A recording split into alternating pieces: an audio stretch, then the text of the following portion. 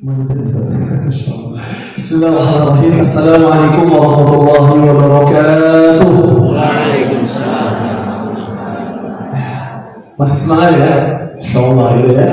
Bersyukur kepada Allah Subhanahu wa taala, salawat dan salam selalu kepada baginda besar kita Nabiullah Muhammad sallallahu alaihi wa alihi wa sahbihi wasallam.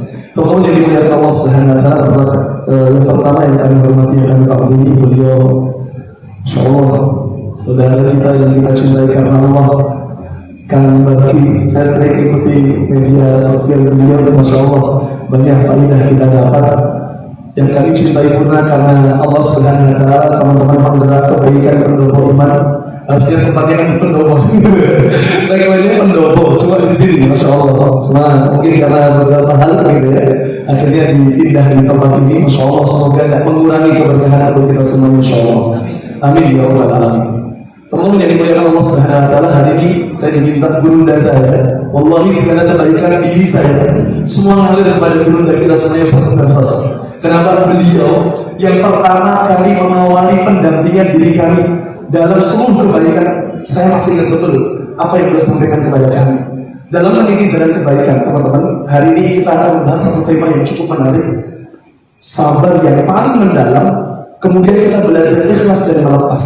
Saya masih ingat betul dengan apa yang beliau sampaikan ketika kami anak-anak muda di bawah bimbingan beliau langsung. Ketika kami di bawah bimbingan beliau cuma kasih ada satu hal. Apa yang beliau sampaikan tadi? Masya Allah.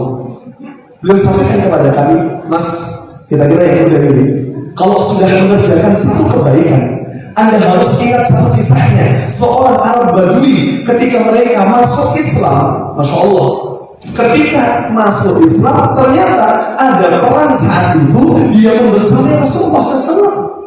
Ketika membersamai Rasulullah SAW ternyata Allah takdirkan perang saat itu Allah menangkan kaum muslimin dan Rasulullah SAW saat itu dapat jatah ghanimah dibagi rata oleh Rasulullah SAW. Ketika ghanimah itu disampaikan kepada Arab Badui, apa jawaban Arab Badui? Bukan ini aku mau ya Rasulullah, bukan ini yang saya harapkan. Saya harapkan adalah membersamai Rasulullah dan saya mati dalam kondisi tertusuk di bagian leher, tembus ke belakang, syahid di jalan Allah Subhanahu wa taala. Masya Allah. Ketika ghanimah itu tidak jadi diberikan kepada Arab Badui, terdengar itu oleh Rasulullah SAW. Jawaban Rasulullah indah sekali. Ini yang harus kita jadikan dari sebuah pertemuan kita hari ini. Apa kata Rasulullah? Ini tasdukillah, kalau benar niatmu karena Allah, yasduka, Allah yang akan sampaikan kita kepada tujuan yang kita bangun hari ini. Insya Allah. Dan tadi sampaikan teman-teman semuanya. Insya Allah. Tema hari ini sabar yang lebih mendalam. Kita belajar ikhlas dan melepas. Kita kadang-kadang kenapa kok kita nggak bisa mengikhlaskan sesuatu yang kadang kita harapkan betul, ya Allah pengen ini ya Allah, gitu kan?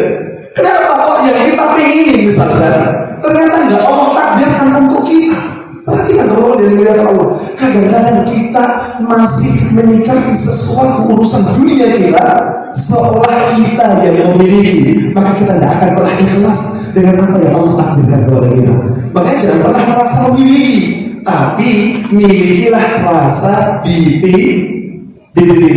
Saya ulangi ya, jangan pernah merasa memiliki, karena kita ini sebenarnya hanya tipi siapa? Allah Subhanahu wa taala. Makanya kalau ada orang meninggal, itu selalu kalimat yang terucap dari lisan kita, kalimat istirja. Inna lillahi inna ilaihi raji'un. Kami ini milikmu ya Allah. Tangan ini milikmu ya Allah. Maka ini milikmu ya Allah. Kita dalamnya apa? Semua kita ini titipan. Sampai orang yang mungkin hari ini kita cintai betul. Saya cintai beliau karena Allah. Saya berharap beliau nanti kalau masuk surga dulu, ada gitu ya. Insya Allah, saya ingatkan pada Allah agar nanti kita sama-sama ke surga.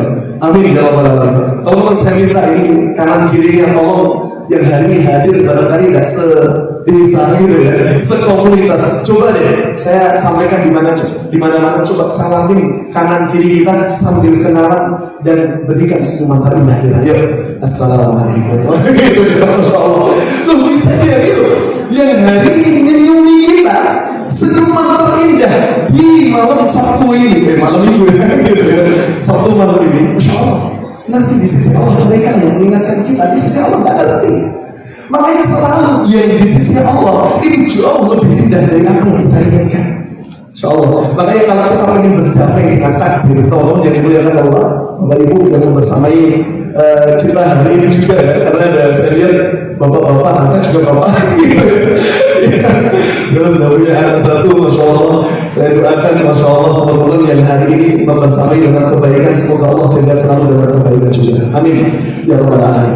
Sekali lagi teman-teman, kenapa kalau kita tidak bisa ikhlas dengan takdir yang Allah berikan? Karena kita masih merasa memiliki. Wallahi, semua yang ada di dunia ini sejatinya bukan milik kita. Semuanya hanyalah titipan.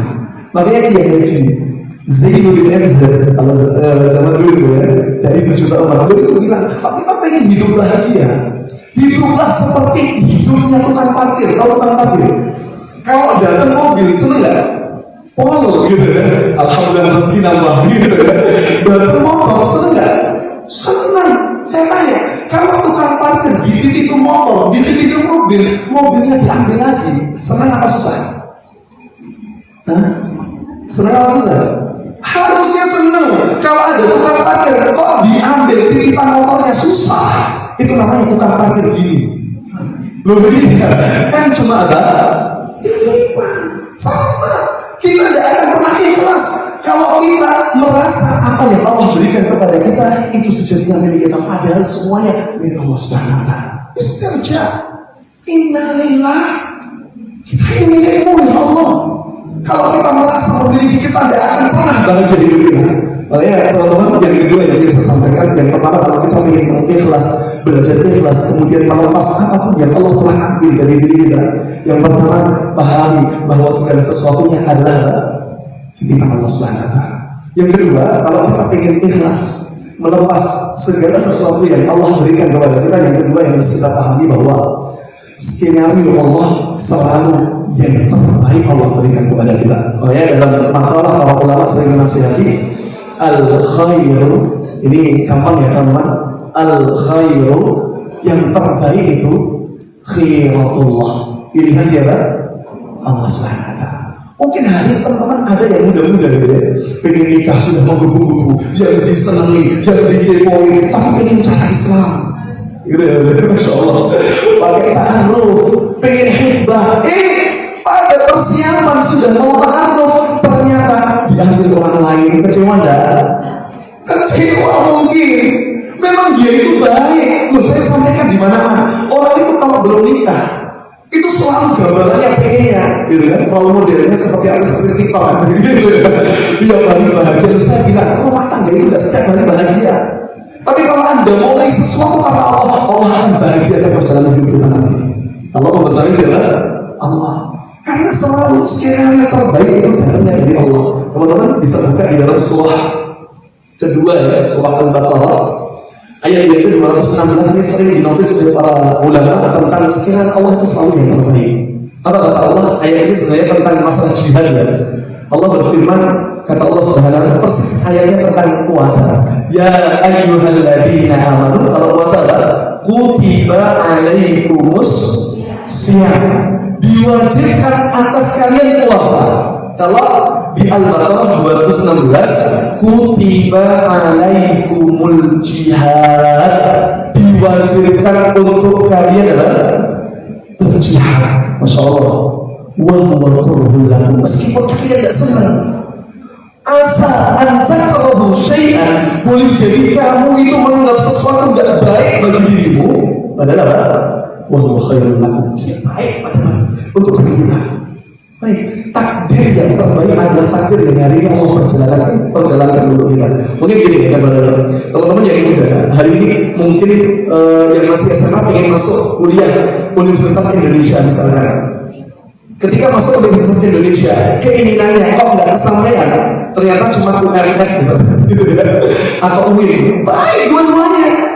UIN gitu ya, Masya Allah. Mungkin secara kasat mata itu tidak baik menurut kita, tapi kalau menurut Allah baik, gampang bagi Allah menyampaikan apa yang kita inginkan. Mungkin masuk UMS, harapan kita awalnya nggak baik, swasta, UMS, universitas mahal sekali gitu ya. Universitas Muhammadiyah Surakarta pengennya masuk, memang swasta, tapi disitulah Allah pengen dewasakan diri kita jauh dari apa yang kita harapkan ketika kita masuk di UI seperti yang kita harapkan sebelumnya. Makanya teman-teman, skenario terbaik adalah skenario siapa? Allah Subhanahu wa Ta'ala. Kita akan semakin menikmati kalau kita ngerti bahwa semua yang Allah atur jauh lebih indah dengan apa yang kita atur. Kenapa? Doa itu bukan rumusnya setiap yang kita inginkan akan Allah kabulkan, bukan. Tapi Allah jauh ngerti apa yang lebih kita butuhkan. Makanya kalau kita minta kok tidak dikabulkan, Allah jauh lebih ngerti apa yang lebih baik untuk kita semuanya. Makanya kadang-kadang Allah tidak mengabulkan keinginan kita karena Allah persiapkan skenario yang jauh lebih indah dari apa yang kita harapkan. Masya Allah ya. Kadang-kadang pengennya nikah sama A, ta'aruf nggak sampai. Kenapa? Ta'aruf kan memang prosesnya perlu dengan berkali-kali, tapi itu jauh lebih indah. Anda kalau memulai sesuatu karena Allah yang akan membersamainya. Tapi kalau memulai sesuatu tidak dengan caranya Allah, nanti saya khawatir Allah akan uji kita di luar kapasitas kita kalau kita menjalaninya. Makanya memang Islam itu kalau ngatur tidak sekali ya. Pertama ta'aruf, cocok enggak, cocok misalkan ya. Yang kedua apa? Nador itu saling melihat ya. Nador saling melihat. Jadi yang cadarnya apa maskeran harus dibuka dulu. Buka cadarmu Aisyah. Harus dibuka gitu kan. Harus gitu kan. Setelah nador mantap khitbah. Betul ya? Insyaallah saya mau didoakan seperti enggak enak badannya seperti itu ya. Masya Allah, semoga Allah berkahi dan bagi berkah selalu dalam kebaikan dan ketaatan serta amin ya rabbal alamin. Maka yang kedua teman-teman, kalau yang pertama jangan pernah merasa memiliki, yang kedua skenario Allah selalu yang terbaik untuk kita.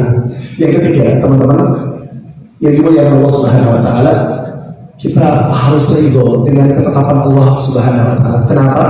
Karena kalau kita ingin ikhlas dan betul-betul melepas apapun yang Allah takdirkan kepada kita, karena takdir Allah itulah yang terbaik untuk kita. Saya bacakan satu hadis Nabi SAW. Dalam riwayat Sahih ini dua hadis, yang satu riwayat Sahih Muslim. Teman-teman bisa buka di dalam hadis Arba'in gitu ya. Hadis yang ke-6 ini tentang proses janin itu tumbuh berkembang di dalam rahim seorang ibu. Apa kata Nabi SAW? Kata Nabi SAW kepada Abdullah bin Mas'ud. Kata Abdullah bin Mas'ud menceritakan Rasulullah SAW menyampaikan kepada kita semuanya. Haddatsana Rasulullah SAW. Kata Abdullah bin Mas'ud, wa huwa shadiqul masduq, dialah yang benar lagi dibenarkan.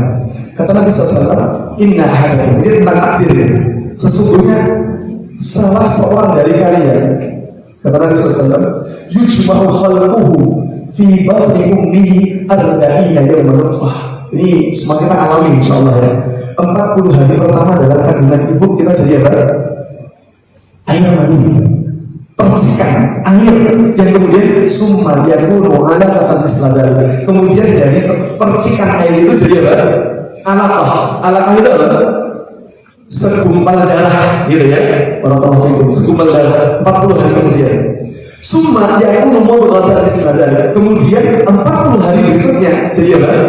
Segumpal daging. Kemudian ini perhatikan takdir teman-teman. Apa kata Allah Subhanahu Rasulullah SAW? Summa yakunu mudghatan misladari. Kemudian Allah Subhanahu wa Ta'ala fayanfuhu fihi ruh. Itu Allah kirimkan malaikatnya, wa yursalu alaihimul malak.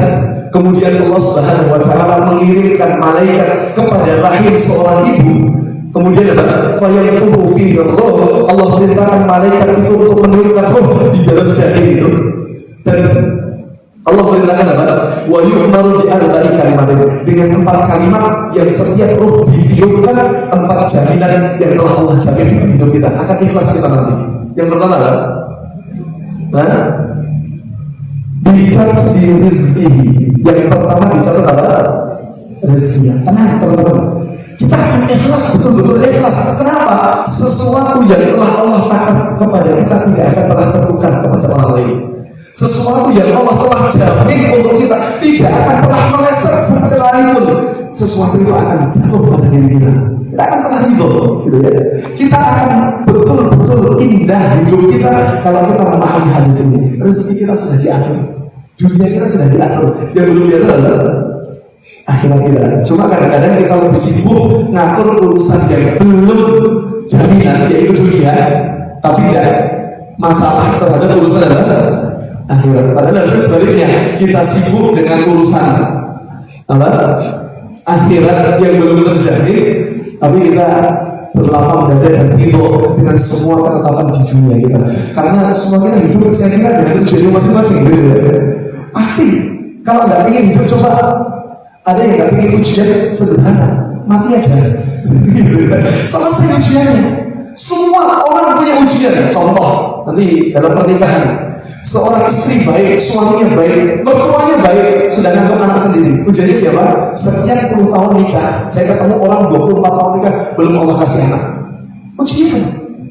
Ada yang dicolong madu, saya ketemu jamaah, itu Masya Allah, dia ingin bakti sama suaminya, hartanya melimpah, rumah sudah, wah tidak sekali. Tapi Masya Allah, ujiannya apa teman-teman? Rumah sudah Allah kasih, anak Allah kasih, ujiannya dibalik kenikmatan hidupnya Allah uji. Ternyata, mohon maaf, pernikahan itu harus LDR. LDR itu adalah long distance marriage. Pernikahan adalah jarak jauh. Tuh, akhwat caranya milih suaminya nanti. Kalau yang belum punya suami, pengen calon yang gajinya pas-pasan tapi ketemu setiap hari. Gitu ya? Apa gaji bulan tapi nggak pernah ketemu sama sekali? Tidak ada pilihan ketiga. Pilihan ketiga mesti pilihannya sempurna, gaji pola-pola ketemu tiap hari, gitu kan? Tapi Allah nggak kasih sepaket. Contoh yang laki-laki, saya sering sampaikan, ini gambarkan sesuatu yang mudah kita peroleh. Yang laki-laki pengennya satu nikah dengan akhwat yang cantik. Yang kedua, emas. Kriterianya apa? Nah, kaya gitu kan, astagfirullah dunia terus gitu kan. Yang salihah gitu kan. Setelah salihah apa? Hafidh Quran gitu. Hafidh. Terus kemudian ingin sempurna, anak tunggal gitu kan. Kemudian apa? Warisannya banyak gitu kan. Terus kemudian apa? Orang tuanya sudah kurang ajar kalau meninggal gitu. Pengennya sempurna, tapi ketika Allah pertemukan, ada yang mohon maaf kaya, tapi nggak terlalu. Kalau jalan cantik kurang ajar. Ya, orang kaya, insya Allah cantik semuanya. Walaupun kecantikan itu semua wanita pasti memiliki.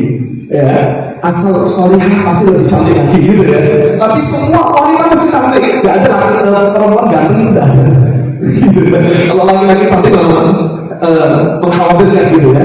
Makanya teman-teman yang dimuliakan Allah Subhanahu wa Ta'ala kadang-kadang nggak sepaket, gitu ya. Ada yang mohon maaf solihah, tapi misalkan apa kekurangannya? Mungkin tidak senang pekerjaan fisik, gitu ya.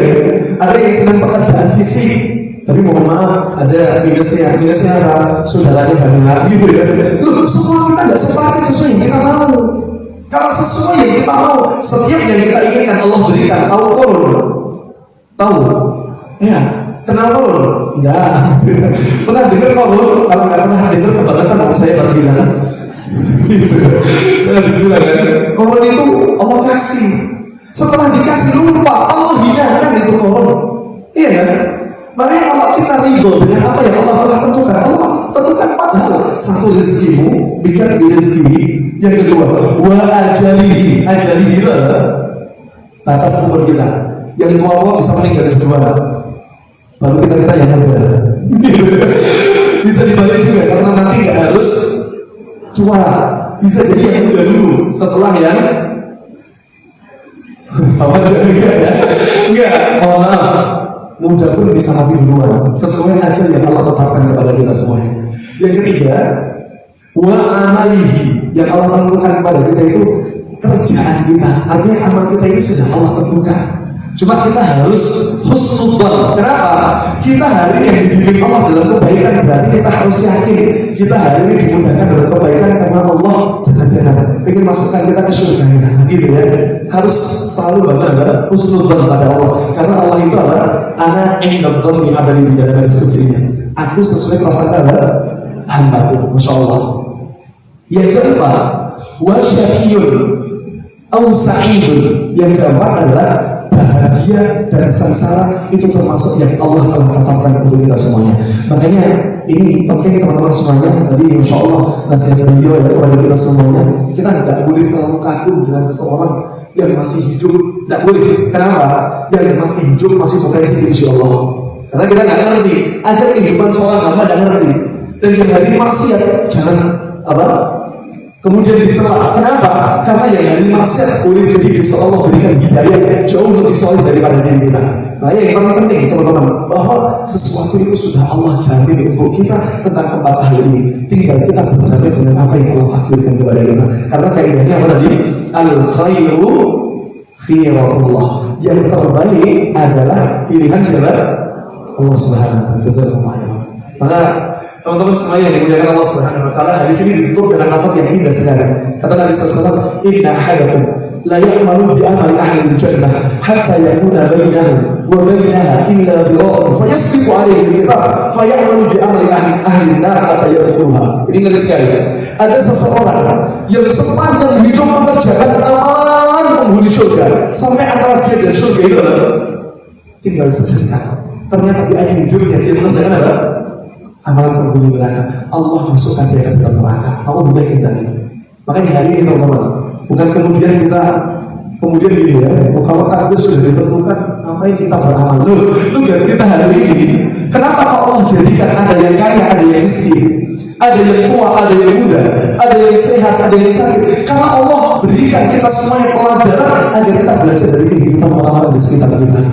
Agar kita mengambil pelajaran bahwa kapan kita nikmati sehat ketika ada orang sakit, kapan kita nikmati harta ketika ada orang yang tidak punya, kapan kita bisa nikmati tempat tidur kita kalau kita mikir ternyata banyak orang di luar sana yang mereka tidak bisa tidur sama sekali. Makanya teman-teman yang dimuliakan Allah Subhanahu wa taala, mari kita dengan takdir yang Allah berikan kepada kita. Semua yang Allah tetapkan untuk kita itulah yang terbaik, yang telah Allah tentukan untuk kita semuanya. Tugas kita adalah berdamai dengan apa yang telah Allah ada karuniakan kepada kita. Karena sekali lagi bahwa kalau kita tidak berdamai dengan apa yang Allah takdirkan untuk kita, itu justru kita nanti akan kecewa dengan apa yang telah hari ini Allah tetapkan untuk kita semuanya. Karena teman-teman yang dimuliakan Allah Subhanahu wa taala, bahwa dunia kita sudah diatur. Bahkan Nabi SAW itu juga pernah memberikan nasihat kepada Abdullah bin Abbas ketika beliau berbonceng Nabi SAW. Kemudian diberikan nasihat oleh Nabi SAW dengan lafaz yang sangat indah. Kata Nabi, "Ihfadillah yahfadka." Jagalah Allah maka Allah akan apa? Menjagamu. Kemudian apa? "Ihfadillah tajidhu tujahaka." Jagalah Allah maka engkau akan dapati Allah ada di hadapanmu. Artinya Allah akan selalu bersama kita. Wa idza sa'alta fas'alillah. Kalau kalian minta sesuatu, mintalah kepada siapa? Allah. Wa idza sta'anta, kalau kalian minta pertolongan, minta kepada siapa? Allah. Wa alam, ini penting. Annal ummah, ketahuilah wahai Abdullah bin Abbas, ini kata Nabi SAW sambil jalan-jalan di belakang Rasul, Nabi katakan, ketahuilah annal ummah, kalau seandainya sekumpulan umat berkumpul mereka, lalu istama'at ala ayyan fa'uka bi syai'in lam yanfa'uka illa bi syai'in qad katabahu Allah lak. Tidak akan mereka bisa berkumpul untuk memberikan manfaat kepadamu kalau manfaat itu tidak Allah takdirkan untuk kita. Kita akan betul ya? Kita akan gitu. Kenapa? Sesuatu yang telah Allah takdirkan untuk kita akan tetap mendatangkan kita. Dan sesuatu yang tidak Allah tetapkan untuk kita tidak akan pernah sampai kepada kita. Santai dong. Kita akan ikhlas betul-betul melepas. Karena boleh jadi mungkin kita harapkan tadi misalnya soal jodoh, pengennya sempurna, pengennya maksimal semua yang kita inginkan. Ternyata kalau ada orang yang sempurna misalkan komplit, paket komplit ya, sudah cantik, salihah gitu ya, hafizah, anak tunggal, kaya raya, ternyata tidak mau sama kamu. Semuanya takdir itu sudah berjalan sesuai maunya Allah. Kadang-kadang sempurna itu menurutmu, tapi menurut Allah itu tidak sempurna bagi dirimu.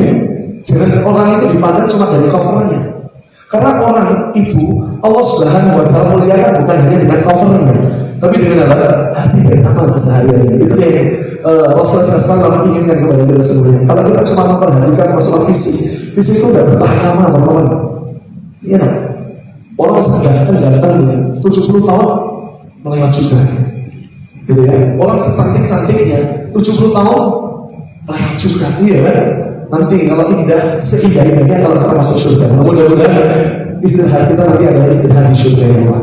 Amin ya Rabbal Alamin. Makanya kalau sahabat yang lebih mendalam itu gini teman-teman, sahabat itu termasuk unsur keikhlasan. Makanya kalau ditanya sahabat sama ikhlas itu gimana, dua-duanya amalan besar. Sahabat itu pahalanya ya ternilai ya. Innama yuwaffas sabiruna ajrahum bighairi hisab. Ikhlas adalah syarat diterimanya amal. Itu kan? Syarat diterimanya amal ada dua, satu ikhlas, yang kedua adalah syarat ittiba, mengikuti sunnah Nabi Sallallahu Alaihi Wasallam. Makanya teman-teman yang dimuliakan Allah, kalau kita ingin belajar ikhlas, kita ingin belajar untuk melepas, maka katakan pada diri kita yang pertama, semua kita ini milikmu ya Allah, dan kami akan kembali padamu ya Allah. Kami nggak punya apa-apa. Yang kedua, skenario terbaik adalah skenario siapa? Allah Subhanahu Wa Taala. Yang ketiga, teman-teman semuanya yang dimuliakan Allah, kalau kita ingin ikhlas, kita ingin melepas segala sesuatunya untuk Allah, maka kembalikan harapan terbaik kita. Kenapa? Kalau Allah Subhanahu Wa Taala takdirkan inilah yang terbaik telah Allah siapkan untuk kita. Makanya kalau kita ingin ikhlas, ingin melepas semuanya apa yang Allah takdirkan, kalau kita ingin segala sesuatunya, maka lepaskan ridho dengan jalan takdir yang Allah telah tetapkan untuk kita semuanya. Semoga takdir Allah itu adalah takdir yang terbaik, takdir Allah itu adalah takdir yang menghantarkan kita sampai ke dalam surga Allah Subhanahu Wa Taala, dan mudah-mudahan tempat ini menjadi saksi untuk kita semuanya kita ketemu di surga Allah. Amin ya Rabbal Alamin. Saya kembalikan kepada MC dan mari langsung sesinya aja. Ya Allah ibadah, semoga Allah ibadah kita semuanya.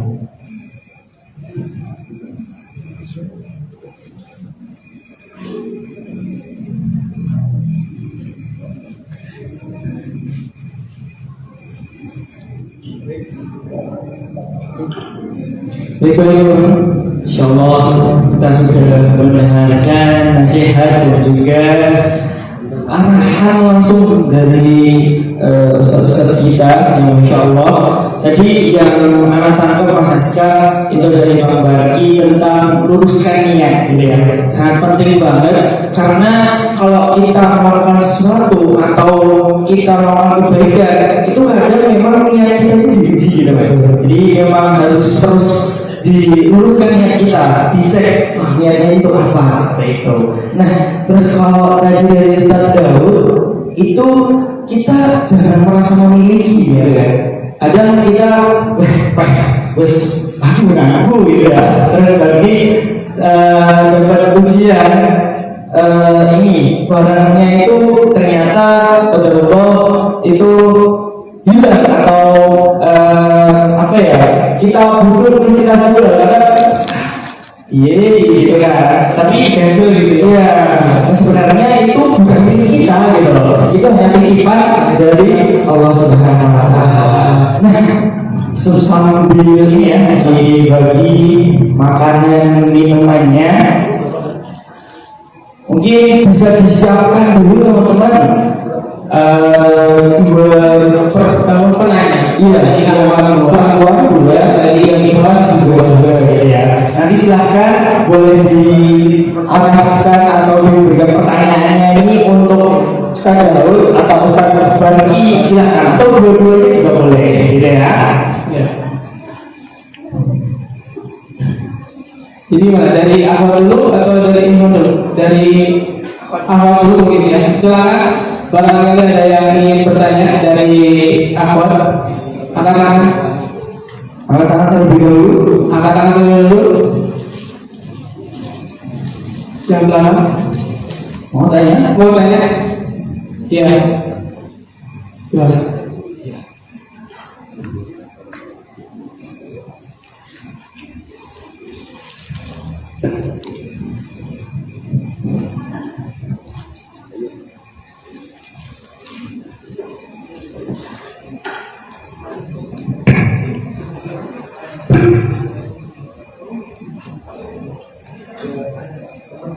Bismillahirrahmanirrahim.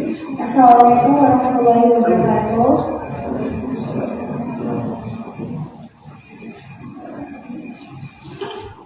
Mohon bertanya Ustaz, sebelumnya itu kan berasal dari Allah ya. Itu fitrah manusia untuk kita selalu jatuh cinta atau mencintai lawan jenis. Itu suci dan datangnya dari Allah. Nah, saya sebagai perempuan dan mungkin kebanyakan perempuan itu sulit sekali mengontrol hati saat sedang jatuh cinta.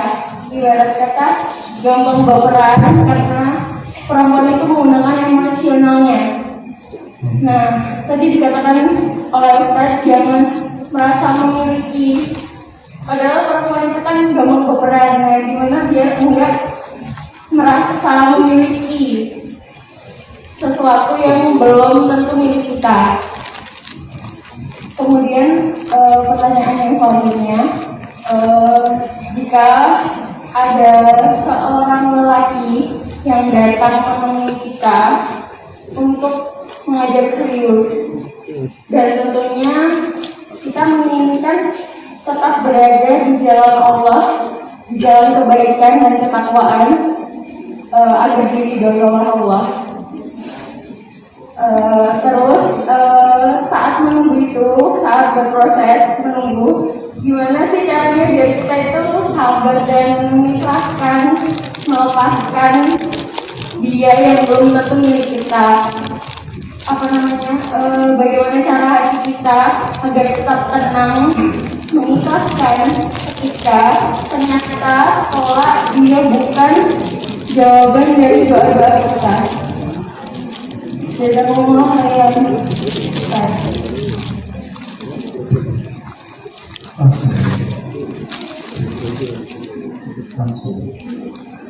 Alhamdulillah kita belajar insyaallah dengan izin Allah. Insyaallah dari pertanyaannya kita bisa sebuah kesabaran, lagi-lagi ketambahan dan keteguhan hati, lagi-lagi untuk mengontrol diri serta emosi terhadap diri kita semuanya, khususnya untuk beliau, umumnya untuk kita semuanya yang lebih bawah. Kedua daripada pertanyaan-pertanyaan yang tadi,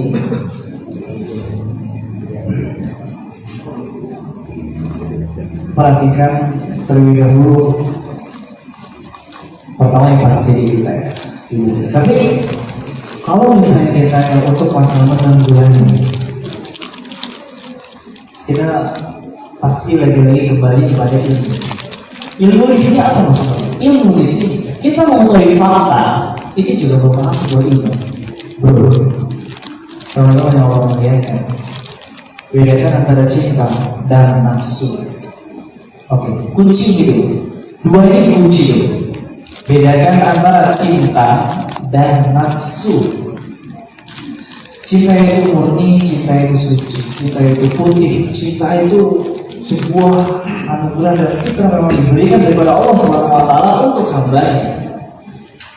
Siapa yang mengotori cinta itu? Siapa yang membuat titik hitam pada kertas putih yang ada pada cinta itu? Manusia itu sendiri.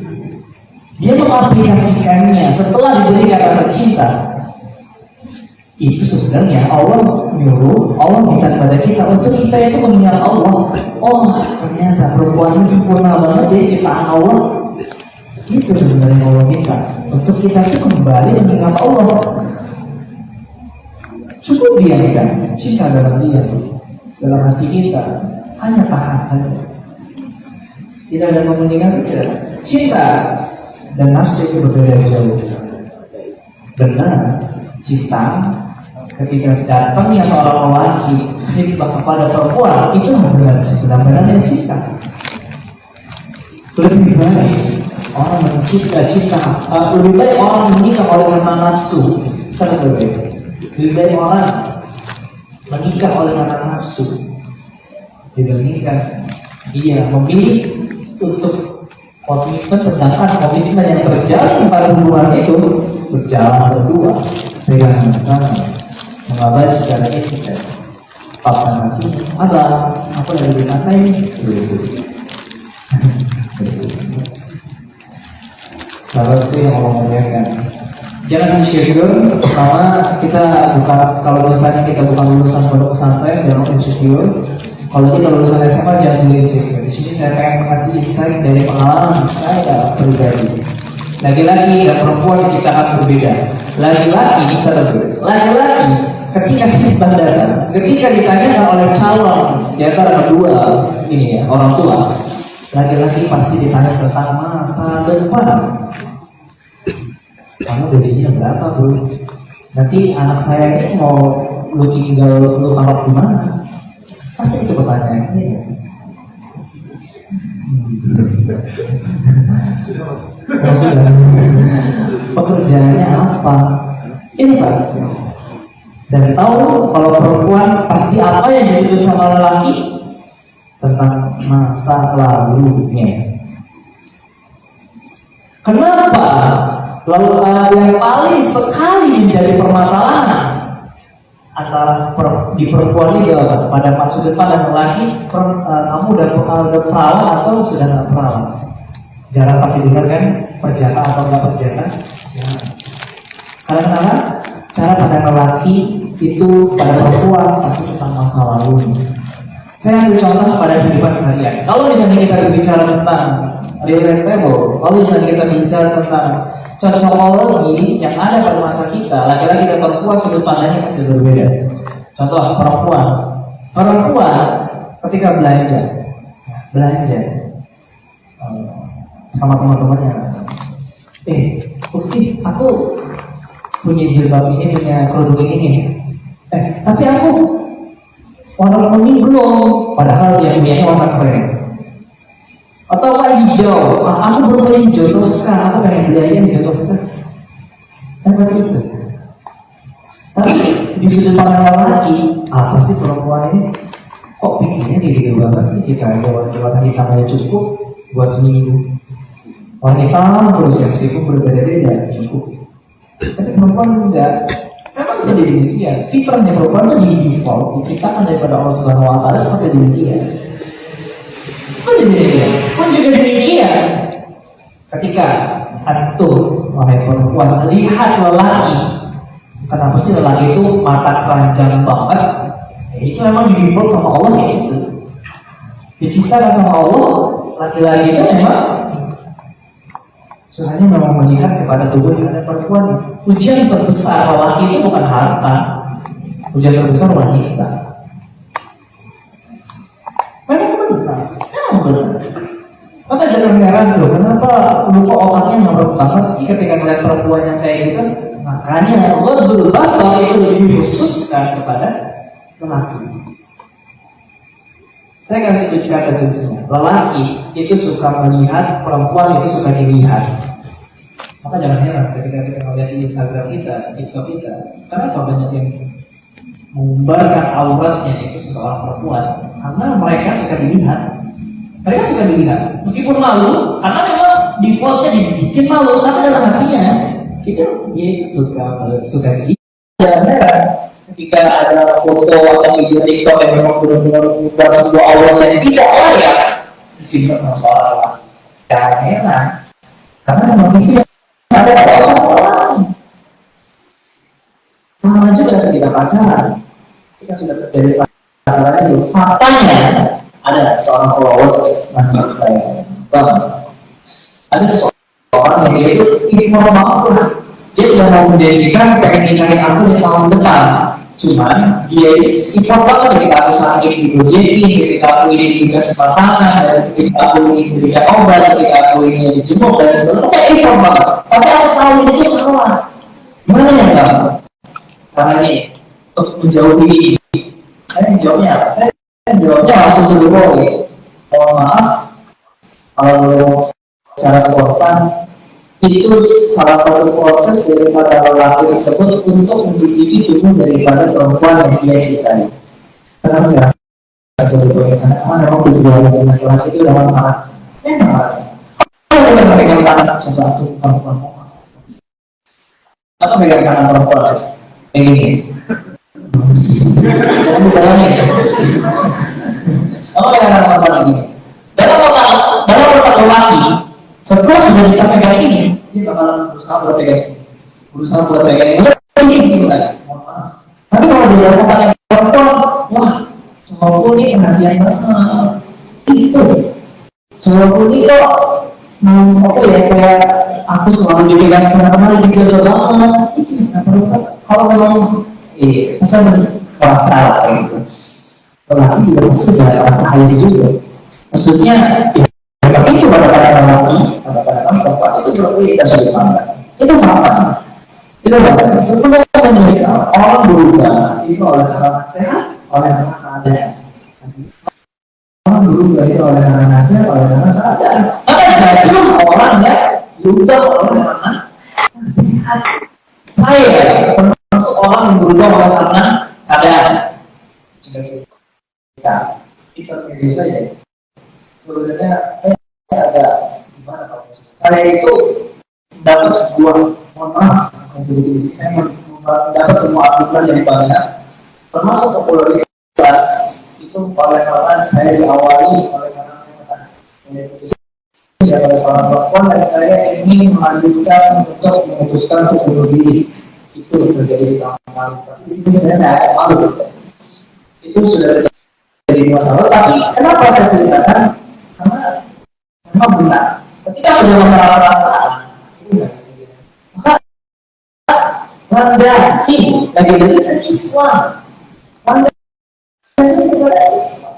Kalau misalnya kenapa namanya pacar, kita itu mengingat, kita itu untuk mengingatkan sholat sekarang. Azan itu mau sholat kemana? Karena oleh pasti. Kalau dibilang curahkan kepada Allah itu dikatakan belum.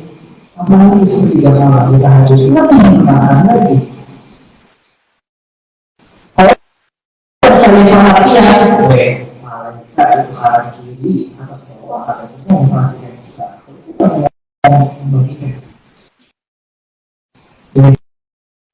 Itu fakta yang sangat sebenarnya tidak enak diucapkan, tetapi itulah fakta yang ada di kita. Orang yang bilang, orang yang pacaran sekarang dia membanggakan kehamilannya, jangan kamu habis ya. Kalau habis berbeda, perspektifnya berbeda. Cara tangannya habis itu berbeda. Tapi kalau mahasiswa dia pacaran, kalau misalnya dia hamil di luar nikah, dan dia pasti menyesal, pasti ingat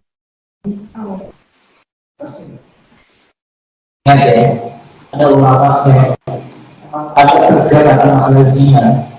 Jadi diumpamakan sebagai zina itu adalah hutang. Kalau misal dia yang mempunyai keluarga, maka daripada rumahnya bakalan dizinain sama orang. Jadi punya keturunan seperti itu. Kalau dibahas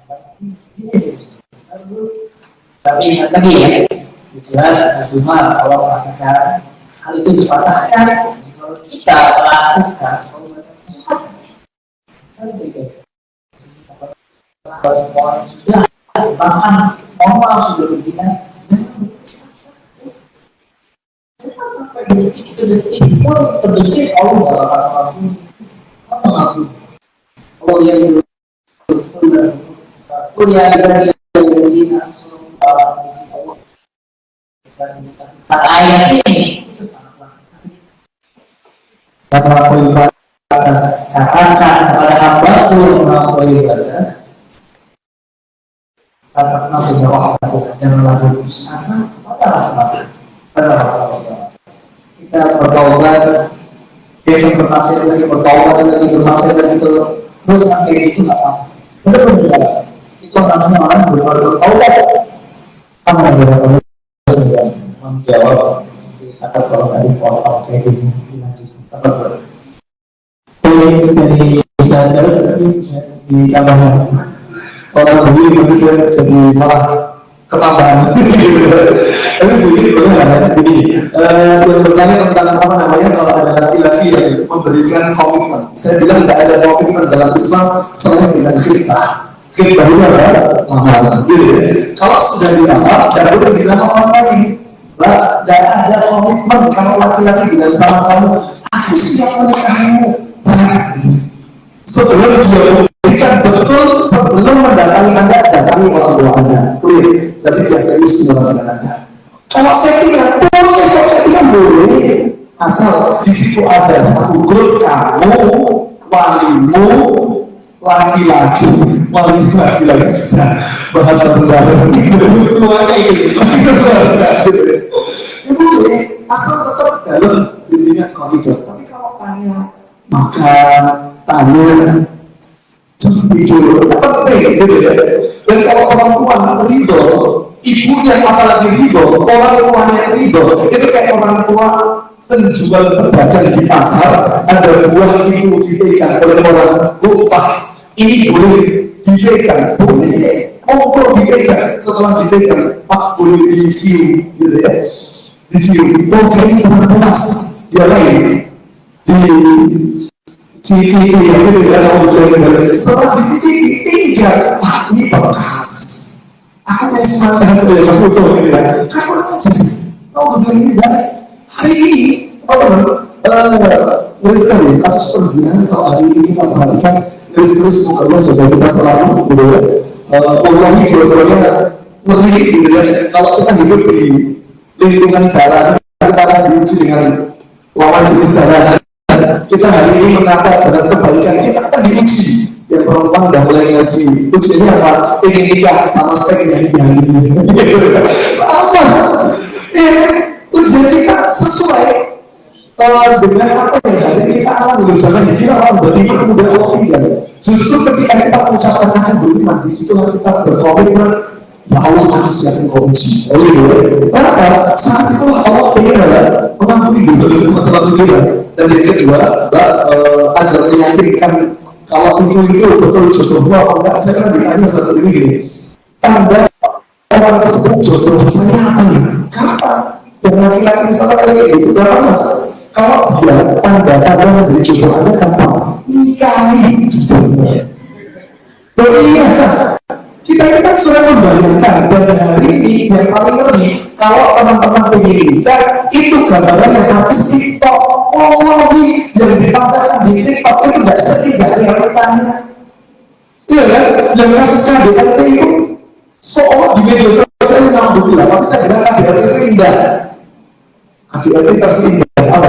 Keharmonisan dalam rumah tangga. Tapi ya konsinyernya juga ada KDRT umum gitu ya. Untuk itu. Oleh teman-teman, saya bilang mumpung masih muda gitu ya, tinggikan value diri kita, perbaiki hubungan kita dengan Allah. Dan Allah memberikan contoh mendatangkan jodoh itu versinya Allah. Karena jodoh itu bukan karena bertemu kita berjodoh, bukan.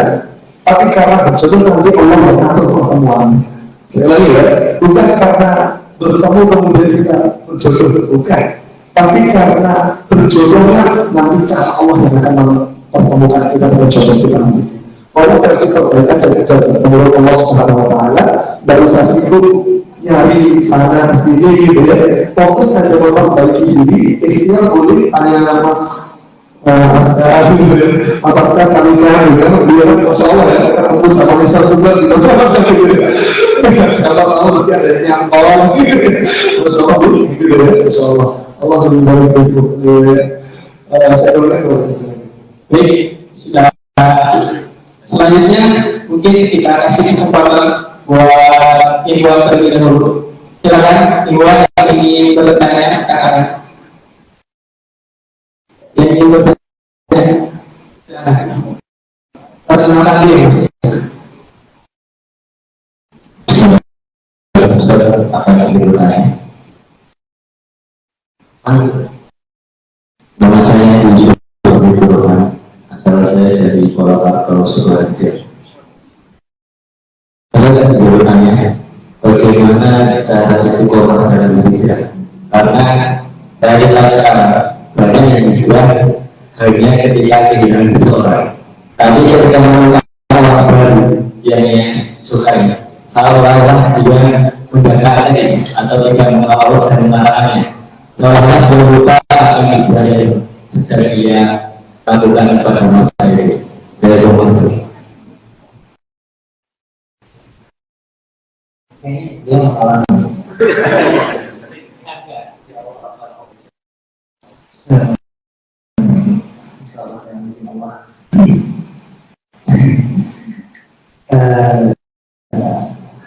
kalau tidak cara, kalau saya bukan marah acara, lebih ke tanamkan puisi lebih dahulu.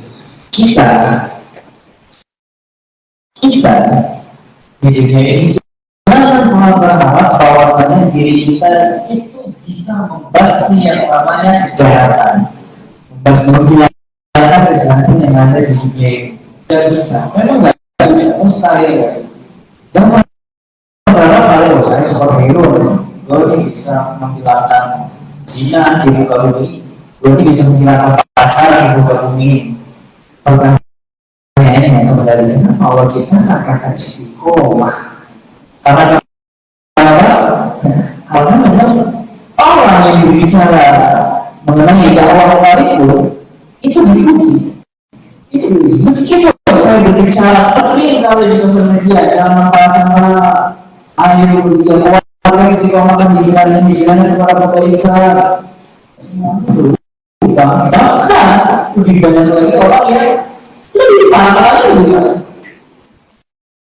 Termasuk diri kita, janganlah berharap untuk diri kita itu selalu bisa jadi kehidupannya tenang. Kalau misalnya diri kita tidak bisa mengontrol emosi kita, mengontrol nafsu kita, jangan prinsip kita tadi, kita tidak bisa membasmi kejahatan yang ada pada orang lain. Termasuk itu dari diri kita, yang ada kita harus istiqomah, berusaha terus-menerus, berusaha paksakan. Ada kata lain, kalau misalnya pengen menjadi baik, paksakan. Kalau kita lakukan video motor, contohnya itu, paksakan. Ada kata lain, paksakan. Apa harus paksa benar-benar dipaksa?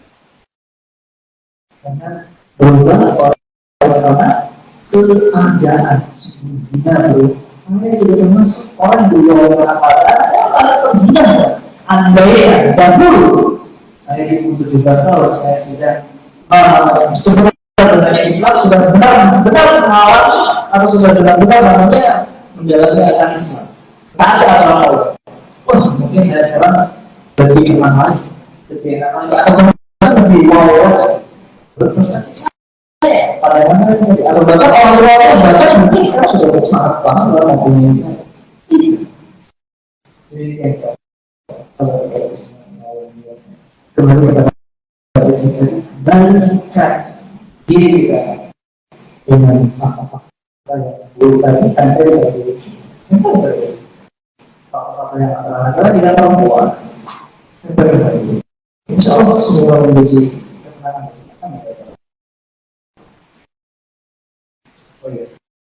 Untuk apa namanya istiqomah di zaman sekarang apa nih Mas? Area sekarang tuh jelas karena kita. Oke, baik untuk hijrah ya. Baik hijrah itu tolong teman-teman apa namanya? Saya cuma berpesan tolong bersamai teman-teman hijrah kita. Kita nggak bisa hijrah dengan sendirian, nggak bisa. Hijrah itu harus bareng-bareng. Orang pertama dia hijrah itu kita semuanya orang diuji. Satu, kita bukan satu data, kita diuji dengan keluarga. Karena dia tak bisa lama, Abu Salamah. Itu ketika hijrah, Abu Salamah, Abu Salamah sudah Islam. Pengen ikut hijrah ke Madinah. Ternyata tidak dihijrahkan keluarga, ujiannya siapa? Keluarga. Ketika anak itu diperebutkan, Abu Salamah merebutkan anak yang ingin dibawa ke Madinah. Abu Salamah pengen narik, anak itu ditarik sana sini sampai cedera. Akhirnya tidak dijadikan Ummu Salamah tetap berada di Mekah. Itu sedih. Tapi perhatikan, mantap asyai'an billah. Siapa yang meninggalkan sesuatu karena Allah, alhamdulillah Allah akan ganti dari yang lebih baik. Dalam waktu 1 tahun, karena keluarga dia Allah pertemukan aku dia. Allah Abdurrahman bin Auf, kenal Abdurrahman bin Auf, kenal nggak ya? Abdurrahman itu hijrah, nol dirham, tidak bawa apa-apa. Ketika dia hijrah, Masya Allah, jadi dalam hitungan beberapa tahun menjadi orang paling kaya di Madinah. Masya Allah, karena dia tidak bawa imannya. Tapi orang hijrah itu mesti diuji. Ujiannya beda-beda. Ada yang diuji dengan harta, ada yang diuji dengan keluarga, ada yang diuji dengan kedudukan. Semua kita tujuannya beda-beda. Yang pertama adalah kita bikin istiqomah. Sekali lagi masih terus S2 ini. Yang pertama harus yakin segala sesuatunya tadi untuk Allah dan Allah yang bersama. Yang kedua, kalau kita melihat hijrah, maka hijrahnya pastikan kalau kita sudah hijrah, yakin bahwa hijrah itu pasti akan berdampak dengan ujian. Tapi kalau ujian sudah hadir, maka kembalikan seluruhnya kepada Allah agar Allah membersamai kita semua. Dan kita tidak bisa istiqomah kecuali selalu berdoa kepada Allah. Makanya di dalam sholat itu yang kita doa bukan kita surga, bukan minta dijauhkan neraka, tapi yang kita minta adalah apa? Ihdinas siratal mustaqim. Ya Allah, berikan hidayah ya Allah, istiqomah kami ya Allah, agar hidayah yang sudah hadir itu tetap mengalir untuk kita semua. Allahumma barik fikum jazakallahu.